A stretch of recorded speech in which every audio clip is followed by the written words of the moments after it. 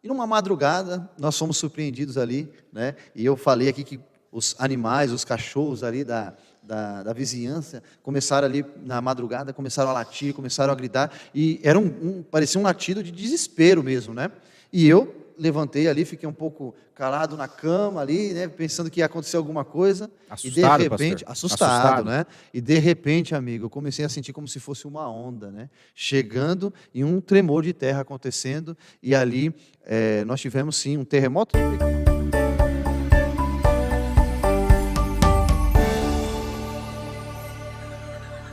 Boa tarde, meus amigos, Wagner Teoro, Guilherme Carrijo, como vocês estão? Tudo jóia, tudo bem? Pastor, tudo bem, Gui? Eu estou muito bem, ainda mais agora, né, com o pessoal assistindo, mas principalmente o nosso reforço de peso aqui, viu, pastor? Wagner Teoro veio ajudar a gente para fazer esse comentário. E aí, eu sempre quebro os protocolos, eu vou fazer aqui de novo, porque falando em reforços, a equipe está crescendo. Esse projeto aqui que começou na semana passada, agora a gente conta com mais pessoas. Ali atrás das câmeras, você não está vendo, mas além do Wagner ter vindo ajudar a gente aqui, a gente tem Caio Reis, o Léo Ucho está com a gente também, o Matheus Ramos, Mariá no backstage, fazendo todo um staff ali, sem contar em outros tantos que não estão aqui, mas participam dessas atividades. Acho que é importante mencionar o Renan Gigove com as artes, Alex Landim, o Júnior, a equipe da igreja toda. Não posso deixar de mencionar o Weber Giroto, que faz o trabalho de edição. Enfim, são muitas pessoas envolvidas para isso chegar com qualidade, né, pastor? Que bom que você não esqueceu de ninguém. Depois você vai ter que corrigir se você esqueceu de alguém, né? Mas que bom que nós estamos aqui para a segunda parte aqui desse programa, desse projeto que nós intitulamos aí Sala 1. E temos aqui a presença hoje do nosso amigo, né, Wagner Teoro. E vamos recapitular então a lição de número 2. Mas antes disso, como nós fizemos também na outra semana, nós gostaríamos, Wagner, que você pudesse começar aqui com uma oração. Vamos orar. Deus, nosso Pai, muito obrigado, porque nos deste esta lição maravilhosa, com conceitos importantíssimos e tão práticos. Essa lição foi escrita para nós, foi escrita para hoje. Que o Senhor nos abençoe nesse estudo mais uma vez, abençoe esse projeto, toda essa equipe que tem participado, quem está assistindo, que é o destinatário desta mensagem. Em nome de Jesus oramos, amém. Amém. Que bom que você também está nos acompanhando mais uma vez aí em casa. Nós pedimos aqui permissão para entrar no seu lar, aonde você estiver. Então nós vamos fazer aqui a recapitulação dessa lição de número 2, inquietos e rebeldes, né? O verso aqui está dizendo assim: estas coisas aconteceram com eles para servir de exemplo e foram escritas como advertência a nós, para que o fim dos tempos tenha chegado. 1 Coríntios capítulo 10, versículo 11. E nós estávamos aqui antes, né, de começar, e falando algo bem interessante, que logo no começo da lição, contou-se uma história, né, aqui a respeito de um terremoto, né, e eu conversando com vocês falaram, não, pastor, tem que falar também sobre isso, né, e aí eu queria deixar aqui o pessoal que está em casa também nos assistindo, sabendo um pouco sobre isso, né. Eu morei na Bolívia no ano de 2014, cheguei ali no ano de 2013, em 2014 comecei meus estudos ali na Universidade Adventista da Bolívia. E ali, depois de 6 meses, levamos ali a nossa família, eu, minha esposa e minha filha. E morávamos ali num prédio, no último andar. E numa madrugada, nós fomos surpreendidos ali, né, os animais, os cachorros ali da vizinhança, começaram ali na madrugada, começaram a latir, começaram a gritar, e era parecia um latido de desespero mesmo, né? E eu levantei ali, fiquei um pouco calado na cama ali, né, pensando que ia acontecer alguma coisa. Assustado, e de repente, pastor? assustado, né? E de repente, amigo, eu comecei a sentir como se fosse uma onda, né? Chegando e um tremor de terra acontecendo, e ali nós tivemos sim um terremoto de pequena magnitude, assim que diz, né? Mas eu vi ali, né? Nunca tinha passado 8,5, nada, que é 9,5, isso, menos, coisa né? nada, né? Menos. Mas passei por isso lá na Bolívia, né? Nós acordamos assustados, as coisas que estavam na prateleira, por exemplo, da cozinha, do banheiro, caíram assim no chão. O neném, né, a minha filha mais velha, acordou também desesperada ali naquele momento. Mas o interessante foi que os animais, eles avisaram, né? E eu queria jogar aqui para você já, né? Essa inquietude, esta rebeldia, será que nós encontramos também em meio à sociedade, o momento que nós estamos vivendo? O que vocês acham? Está olhando para o Wagner, acho que é Wagner, não, já chegando aqui. Não, é que eu senti que ele falou essa rebeldia e olhou para mim, eu achei que ele estava querendo dizer alguma coisa. Que isso? Mas com certeza, a rebeldia ela é uma marca do ser humano, né? Agora, eu fico pensando se rebeldia por si só é algo ruim. Sabe por quê? Eu vejo que muitas coisas aconteceram por causa de mentes rebeldes, né?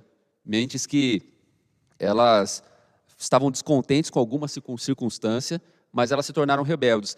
Então, para mim, o problema da rebeldia é quando é uma rebeldia sem direção e sem foco. E no nosso caso aqui é quando você é rebelde em relação à pessoa errada e em relação aos conceitos certos.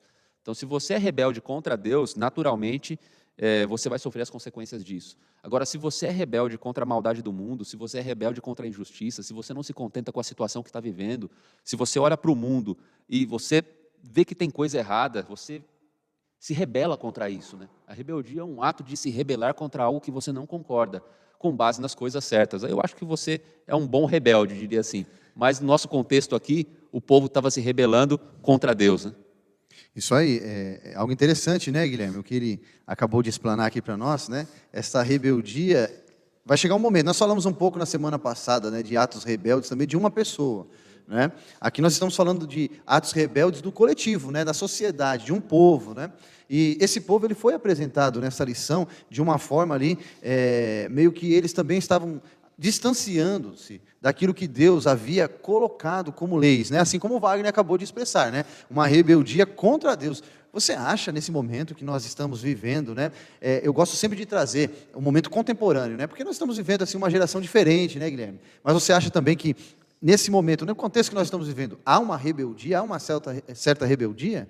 Eu vou tentar aqui, pastor, dar uma contextualizada para responder sua pergunta, mas, enfim, para quem não acompanhou o material ainda, não teve acesso e não pôde ler, a gente chegou num capítulo específico do Pentateuco, livro de Números, que talvez numa tradução correta ele nem deveria se chamar Números, né? Deveria se chamar No Deserto. Eu tive uma quarta-feira que falei, se o pessoal que estiver em casa quiser recuperar, tem lá, fiz uma palestra bem bacana sobre os primeiros 12 capítulos de Números, e olha que coincidência, a gente está aqui no capítulo 11 nessa tarde. E aí, o que estava acontecendo aqui, nesse contexto de Números, né? O povo no deserto, eles se rebelaram. Mas por quê? Por que a lição já começa trazendo isso? Sempre, antes de algo grandioso acontecer, a natureza, ela demonstra que alguma coisa está para acontecer. A gente vê, tanto em Hollywood, né? Muito comum, você vê nos filmes, isso bem retratado, mas na vida real, como a história do pastor aqui, e na história também do povo, na história da humanidade, na história do povo de Deus, isso também foi realidade. Números 11, o povo ele estava já mais de um ano no deserto, caminhando rumo a Canaã. Eles estavam prestes a entrar em Canaã. E, no entanto, estava rolando um movimento, que é uma fotografia precisa do momento que a gente vive hoje. Nós estamos prestes a entrar em Canaã, mas a gente vê movimentos, a gente vê alguma inquietude, alguma inquietação para as coisas que estão por vir. Sim. Mesmo em partes do mundo que ainda não sabem o que está por vir. A natureza e os seres humanos, de alguma forma, percebem e vivem essa inquietude. Então, era isso que estava acontecendo ali. O povo estava programado, pouco mais de um ano, para entrar em Canaã. Um pouco mais de um ano no deserto para entrar em Canaã. Mesmo assim, essa inquietude começou a aparecer justamente porque algo grandioso estava por vir. Ok, muito bom. Agora, essa inquietude, Wagner, que o Guilherme está expressando aqui para nós, colocando as suas ideias também, eu gostaria de ver um pouco das suas ideias, né? Sei que você falou ali da rebeldia, né? Mas essa inquietude que é expressada no povo de Israel, no Pentateuco ali, por Moisés, você acha que acompanhou essa inquietude, ela continua sendo acompanhada pelo povo nessa geração? Você acha que o povo, né, o mundo hoje, ele também está inquieto com alguma coisa? O que você pode dizer para nós nessa parte aí? Olha, é difícil imaginar hoje um mundo sem pensar em algo que se movimenta, em algo que está constantemente em mudança, em transformação. E quando a gente olha para a realidade, a gente vê que as pessoas estão inquietas, né? Se a gente fala o mundo está inquieto, isso é do próprio mundo se movimentar, né? Agora, as pessoas ao nosso redor estão inquietas. Eu estou inquieto, não é? Nós ficamos inquietos muitas vezes. E identificar essa causa é fundamental. Por que a gente está tão inquieto? Por que o nosso coração parece estar tão agitado? Então, eu lembro daquela frase do Salmo de Davi, né, que ele diz: a minha alma sossega em ti, né?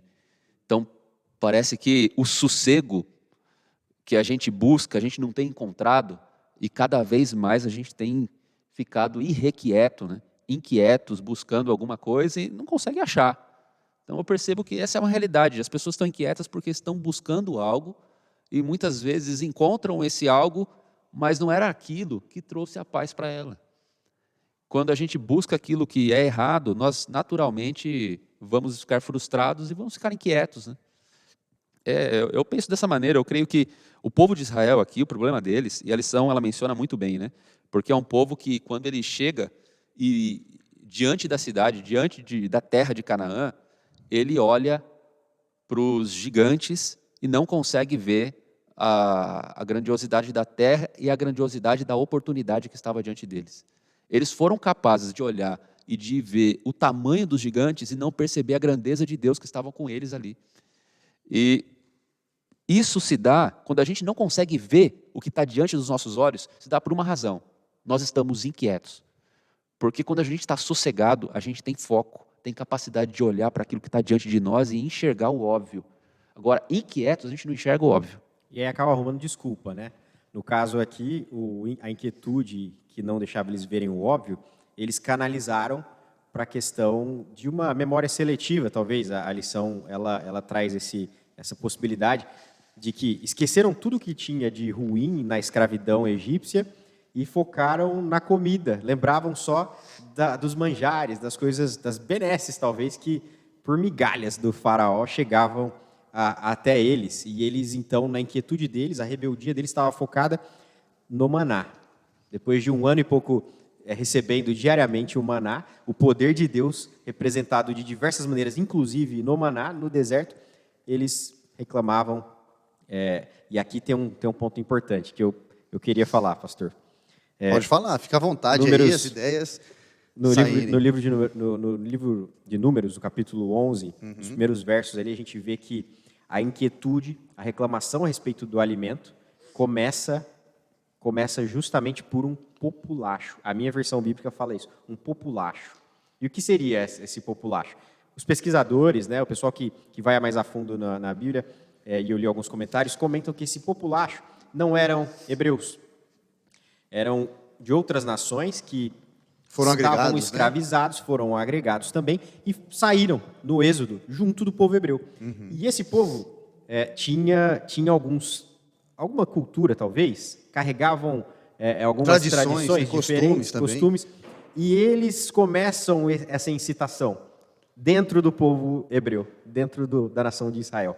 E aí, pastor, sei que você que está fazendo as perguntas aqui para a gente, mas eu adoro quebrar um protocolo. O que o pastor acha disso? Não, então, o que é interessante aqui é que a lição ela vem abordando, e você que está em casa aí, pode abrir a sua Bíblia aí no livro de Números também e acompanhar conosco. A lição ela vem abordando esses temas aqui bem complexos da sociedade agora que nós estamos vivendo, porque isso é contagioso, né?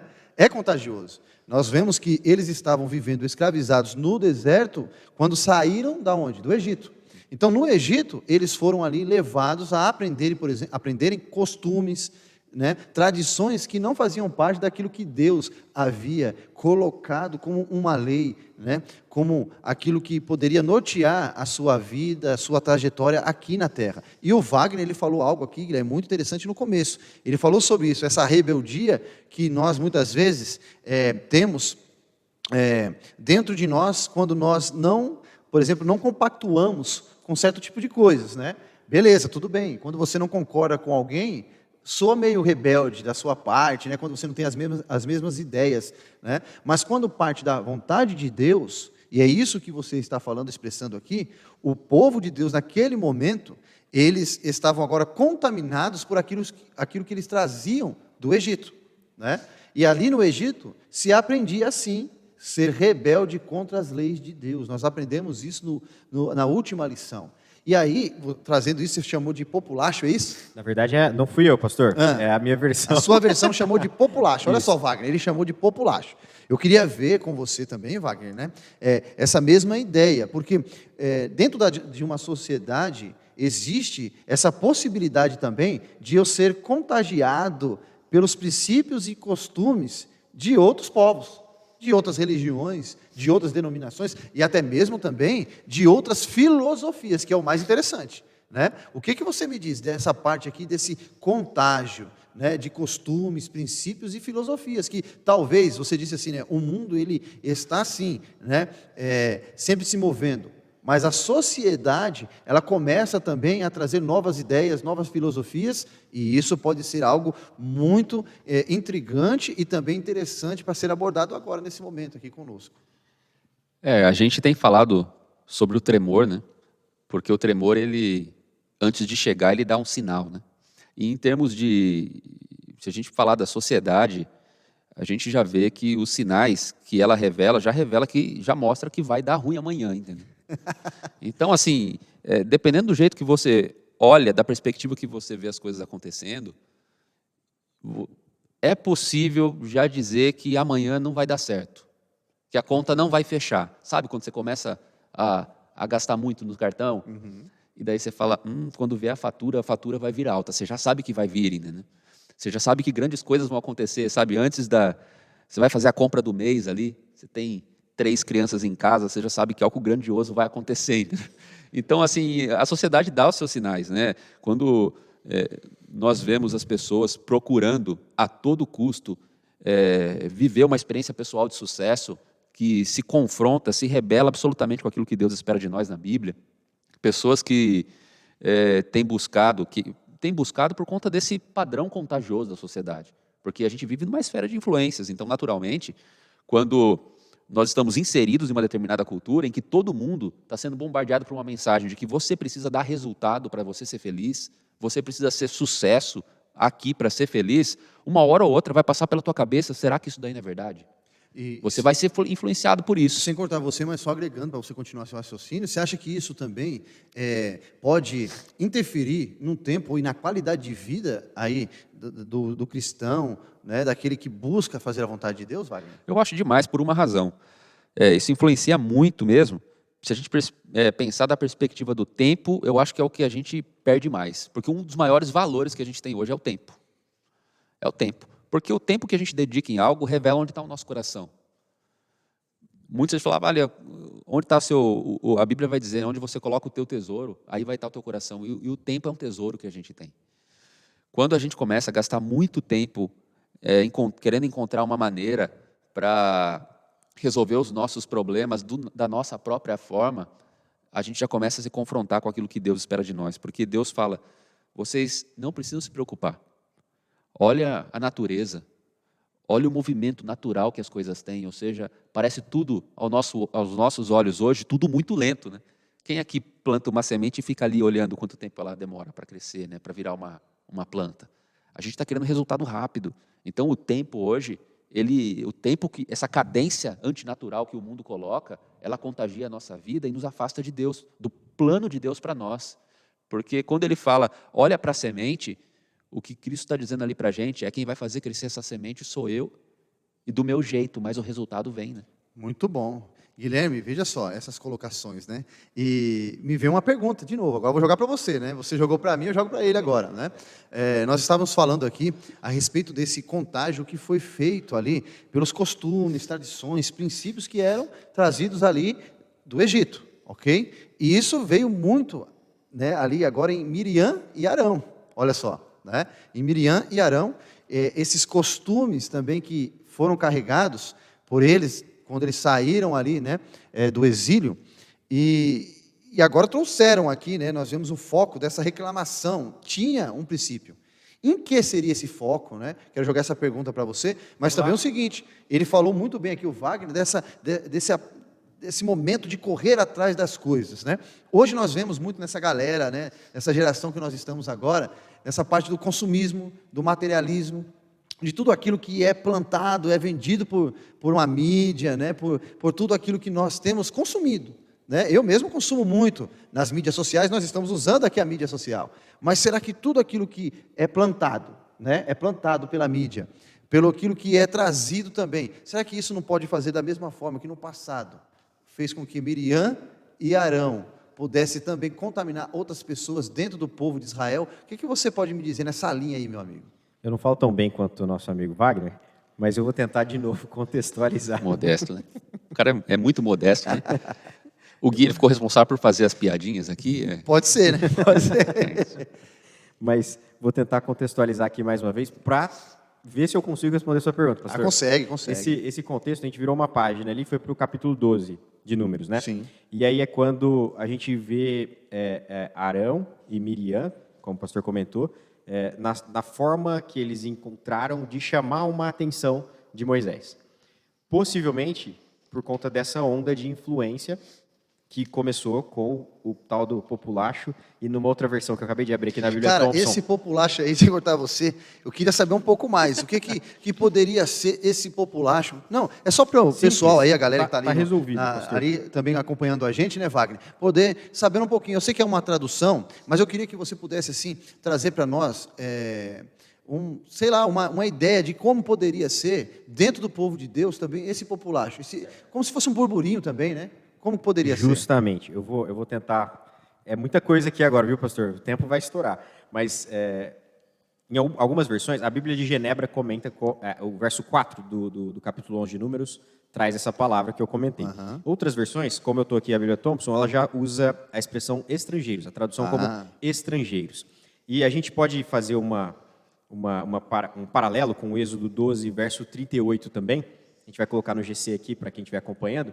E aí sim também fica claro a ideia de estrangeiros, ou seja, pessoas de outras nacionalidades que agregaram ali, é o que a gente comentou. Então, a ideia que a gente já tinha comentado para entender o que seria essa tradição ou cultura diferente que foi colocada dentro do povo, não intencionalmente, mas o povo era hospitaleiro, recebia as outras nações. Agora ficou e assim, claro. E assim é uma troca natural. Influenciavam, é um processo de influência. Influenciavam e se deixavam ser influenciados. Isso é natural e é incontrolável. Você em casa, nós aqui, não podemos nunca ter um controle pleno, 100% desses processos de influência. A gente nunca vai conseguir ter isso. O Wagner tem uma palestra incrível sobre esse assunto. Mas ela acontece, o processo de influência acontece, e aconteceu no povo nessa ocasião.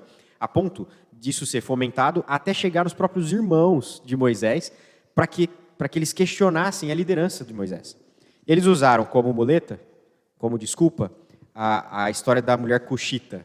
E Cush era a região sul ali do Egito ou a Etiópia. Em algumas traduções até usam a mulher etíope, que era sua esposa Zípora, a esposa de Moisés Zípora. Então, nesse caso, nesse contexto, o contágio se deu a ponto de que as pessoas começassem a questionar, os próprios próximos ali, irmãos de Moisés, questionando a autoridade de Moisés, a liderança de Moisés. E usaram como muleta a sua esposa, falando assim, o contexto era o seguinte, vou pegar o texto aqui para dar o contexto. Versos 1 a 3 do capítulo 12. Miriam e Arão falaram contra Moisés por causa da mulher etíope que este tomara, pois ele havia desposado uma mulher etíope. Diziam, aí que está o que eles diziam, né? Porventura falou o Senhor somente por Moisés? Não falou também por nós? E o Senhor o ouviu? Então, assim, era um questionamento quanto à liderança de Moisés. Então, desde quando o Senhor fala só com você? É aí que estava o ponto, né? Sobre essa rebeldia. Tem um fator aqui também importante, que essa sedição, né, de Miriam e Arão, essa fala, né, ela vem depois da divisão do encargo que Moisés tinha, né? Porque Moisés, a Bíblia vai dizer, né, ele era um varão muito manso, né? Ou seja, era um homem muito calmo, muito tranquilo. E Moisés falou com Deus que o fardo estava pesado demais. Estava pesado demais guiar aquele povo, porque o povo era muito rebelde, gente. O povo era rebelde, o povo dava trabalho, e Moisés não aguentava sozinho todo esse fardo. Então, Deus, ele dividiu o fardo de Moisés com mais 70, né? E nesse momento, Arão e Miriam, alguns comentaristas vão dizer que sentem, talvez, que poderiam perder espaço na liderança do povo. E por deixar esse sentimento de crescer no coração, eles então se manifestam contra Moisés. É interessante, né? Porque você vê que a causa do problema ela não é revelada. Muitas vezes é assim que a gente age. A gente usa um problema mais não querendo revelar o que está no nosso coração. E o povo agia assim. Então a gente coloca um problema na ponta da lança, sabe? Para poder resolver uma questão, porque a gente talvez não tenha coragem de revelar o que realmente está no nosso coração aqui. E o deles era o medo de perder espaço, medo de perder um protagonismo ali na liderança do povo, né? Então aí vem o Senhor que fala assim, o Senhor ouviu.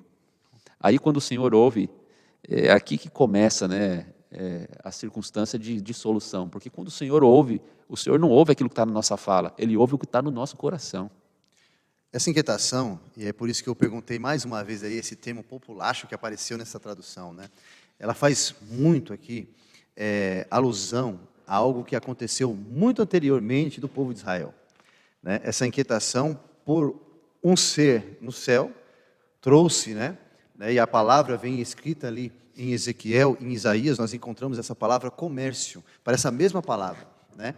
Então esse ser, que era um ser de luz, nós sabemos quem, ele começou com essa mesma inquietação em seu coração ao se rebelar contra Deus no céu, olha só, né? E essa consequência esse ato de rebelar-se contra Deus, trouxe com que 30% ali, né, a terça parte dos anjos do céu também pudesse vir aqui para a terra junto com ele, olha só. E é por isso que nós vemos aparecendo essa palavra aqui, essa inquietação, ela leva à rebelião, né? Porque algo, por exemplo, que pode nos deixar inquietos também aqui, Wagner e Guilherme, é quando nós vemos algo de errado e nós não se conformamos com aquilo. Podemos ficar inquietos com essa situação. Mas o texto e aqui a lição, ela vem falando nessa inquietude de não, o povo de Deus agora, não ir ao encontro daquilo que Deus estabeleceu para com leis, né, para eles, né? Então eles estavam inquietos, porque muitos deles não queriam estar debaixo daquela lei que Deus havia instituído. Então, teria que ter alguém que pudesse mediar isso tudo, né? Teria que haver aí um intercessor. Porque se houve uma rebelião, por exemplo, no início de tudo no céu, esse anjo de luz cai com a terça parte de anjos para a terra. Nós vemos agora isso sendo agora uma alusão, né? Pode ser até uma alegoria, acontecendo também com o povo de Deus no deserto, olha só, né? E agora houve um intercessor ali, Wagner, eu gostaria que você e o Guilherme pudessem agora nos ajudar desta forma, essa troca de ideias, né? Houve um intercessor no povo de Deus, e será que nós agora nesse momento teremos um intercessor? Wagner e Guilherme, o que vocês podem me ajudar nesse momento aí, amigo? E aqueles que estão em casa também. Bom, com certeza, né? Eu creio que se não fosse o intercessor, nós não teríamos hoje a possibilidade de ter paz, né? De estarmos sossegados, porque a gente estaria inquieto em relação à nossa pecaminosidade, não teríamos esperança, né? Porque se não fosse Jesus morrer para nos trazer a paz, né? Ou seja, para selar a nossa paz com Deus, através da morte dele, nós hoje, de fato, estaríamos aqui andando errantes pelo deserto, sem nenhuma esperança de entrar em Canaã. Exatamente. Pastor, a sua pergunta, ela também é um pouco complexa, ela volta um pouco nos capítulos anteriores de Números ali, capítulo 13 e tal, quando o povo foi espiar a terra, né? O povo não, 12 espias. E 10 voltaram com relatórios bem negativos, complicados, né? E 2, Josué e Caleb, esse sim, com relatório que vinha segundo a vontade de Deus e com o foco, com o olhar que o Wagner comentou no início da nossa conversa, com o olhar no tamanho do Deus que eles tinham, e não no tamanho dos gigantes que estavam ali na terra. Esses relatórios influenciaram o povo mais uma vez. O desdobramento desses relatórios fizeram com que o povo esquecesse algumas lições de como confiar em Deus, de como descansar no Senhor, e acabaram focados no problema que estava diante deles. Quando isso aconteceu, não foi uma conversa agradável no arraial. E Deus ele chega até a falar para Moisés assim: Moisés, o povo intentou contra a vida de Josué e Caleb. Queriam apedrejá-lo, queriam dar cabo da vida deles ali. E aí, quando Deus viu tudo isso, ele ficou muito triste e chama Moisés, chama Josué e Caleb e fala assim: se quiser, a gente dá um fim aqui, né? Uma atitude drástica, assim como ele tinha feito atrás com Arão, Miriam, né? Quando ela recebe, depois de ter dado aquele veredito sobre Moisés, ela recebe a lepra, e Moisés intercede e resolve aquela conta. Na sequência, a rebelião que o povo levou Deus a se arrepender, talvez, do povo que ele tinha construído até ali, Moisés, mais uma vez, ele intercede. É Moisés que faz um tipo de Jesus, né, prevendo, apontando para o que Jesus faria lá na frente. Ele fala assim, Senhor, ele clama, ele apela a Deus pela benignidade, pela misericórdia de Deus, pela bondade de Deus, pela longanimidade de Deus, falando, vamos dar mais uma chance aqui, pedindo a Deus essa chance. Ok. E este intercessor tem que se basear na fé, não é isso, Wagner? Nós temos que se basear na fé, de sabermos que temos alguém que está intercedendo por nós. Mas isso pode ser um contraponto com a presunção, né? Então, o que nós podemos ter aqui de relato entre fé versus presunção, Wagner? Porque o povo, ele não estava se colocando contra Moisés, contra Josué e Caleb. O povo sempre esconde o teu motivo. Ele estava se rebelando contra Deus, contra a maneira como Deus estava conduzindo as coisas, que aos olhos deles não estava do jeito que eles gostariam.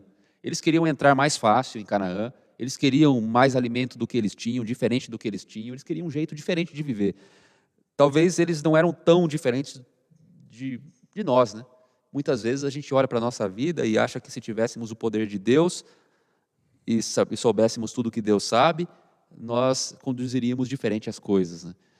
E aconteceu que o povo, ele se rebelou contra Deus, usando Josué e Caleb e Moisés, né, como ponta de lança, e Deus ele se manifesta e dá uma dura advertência, né? E diz que eles não vão entrar. Agora vão passar 40 anos rodando o deserto, eles não vão entrar. Só vão entrar Caleb e Josué, né? E agora o povo fala, então é verdade, a gente vai tentar. Então agora a gente vai. A gente vai entrar na Canaã, vamos para cima dos gigantes, vamos reunir os mais altos aqui, vamos para cima. Só que daí Moisés fala, agora é tarde demais. Porque agora Deus não vai contigo. Deus não vai entrar nessa batalha com vocês. E então, aí a partir desse momento não se trata mais de fé. Quando eu sei que Deus não vai comigo, quando eu sei que eu não estou indo com a palavra, eu estou indo pela minha presunção, não estou indo pela fé. Muito bom. Amigos, chegamos infelizmente aqui ao nosso final, né? Mas eu gostaria de deixar aqui um recado para você, nesses últimos minutos que nós temos aqui, para você que está acompanhando o Sala 1. Tivemos aqui uma recapitulação da lição de número 2. Falamos um pouco sobre estas leis, aonde Deus estabeleceu para que o povo pudesse caminhar bem no deserto.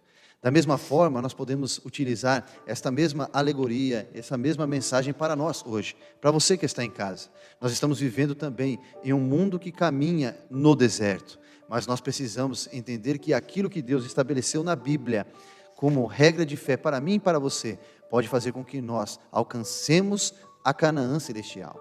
E por isso aqui no final, diz assim, a presunção, a falsificação da fé é produzida por Satanás. A fé reivindica as promessas de Deus e produz frutos de obediência. A presunção também reivindica as promessas, mas usa como fez Satanás para justificar a transgressão. Veja só, Deus estabeleceu leis, diretrizes, para que eu e você, nós possamos viver bem aqui, aguardando esse intercessor que hoje está no céu, mas em breve irá voltar. Que você possa, durante essa semana, meditar nesta lição e colocar em prática também estas leis, esses costumes que estão na Bíblia. Não somente porque nós estamos falando aqui, né, Wagner? Aqui, Guilherme. Mas porque Deus sabe o que é melhor para nós. Quero convidar você também para que você possa compartilhar este link, esta programação com seus amigos, para que nós possamos alcançar mais pessoas através dessa programação da Sala 1, e assim podemos continuar pregando a palavra de Deus. Quero convidar você que feche os seus olhos nesse momento, abra o seu coração e vamos falar com Deus. Senhor nosso Deus e nosso Pai, muito obrigado, porque nós tivemos aqui um estudo da Tua lição, da Tua palavra, e sabemos que o Senhor sabe o que é melhor para nossas vidas. Então, por isso, ó Deus, queremos entregar a cada um de nós as nossas vidas em Tuas mãos, para que o Senhor possa continuar fazendo o melhor, e para que nós possamos ver e crer que a Sua mão também está estendida sobre as nossas vidas. Fica conosco, em nome de Jesus. Amém.